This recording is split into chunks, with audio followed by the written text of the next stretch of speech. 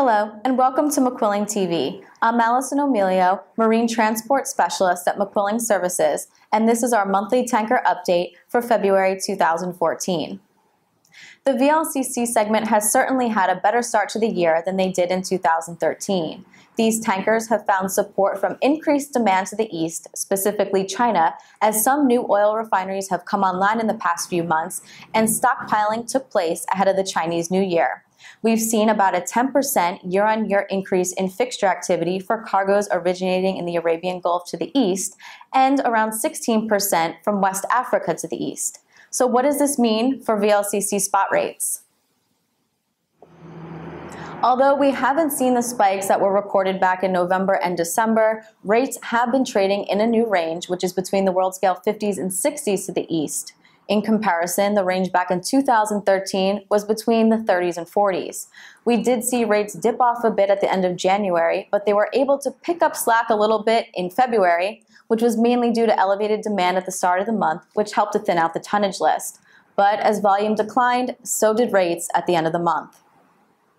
Now, in the Suezmax segment, we've seen the opposite situation. Rates from West Africa to the U.S. Atlantic coast plummeted by about 50 world scale points throughout the month and lost $40,000 per day on a TCE basis on average.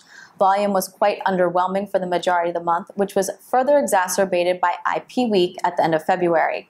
The weakness, however, did provide some support for Suezmaxes as charterers opted to split their cargoes onto two Suezmaxes. But it wasn't enough to make an impact on rates. There was also a decline in Black Sea Med rates as they fell an average of 80 world scale points month on month, as volume just wasn't there. There was some upward pressure at month's end, but rates did not come close to meeting the world scale 190 spikes that were seen back in January. The Aframax sector also saw a significant decline in rates month on month. As delays became a non-issue in the Caribbean market at the start of February, rates started to feel quite a bit of downward pressure. Market quotes began receiving multiple offers, and rates continued to come off week after week. There was a brief halt in the decline when fog delays plagued the region and charterers scrambled to find replacement ships for their cargoes. But not surprisingly, that was short-lived, and the market went on as usual after the fog disbanded and rates settled at world scale 100. On average, TD9 lost 128 world scale points month on month, or about $50,000 per day on a TCE basis. It was a similar story in the cross-med market as rates fell by an average of 87 world scale points month on month due to a decline in activity. Our proprietary data showed a drop in fixture activity by about 28% from January and 45% from January 2013. In the Panamax segment, we also saw a decline in Caribbean voyages and rates in February. Fixture activity declined by roughly 58% from January, and rates followed suit, losing an average of 64 world scale points month on month. In the UKC, the increased competition with Aframax vessels put quick pressure on rates in this region, and limited inquiry meant movements were minimal. TD12 lost about 28 world scale points month on month. Moving on to the clean products market, we'll begin with the LR2s.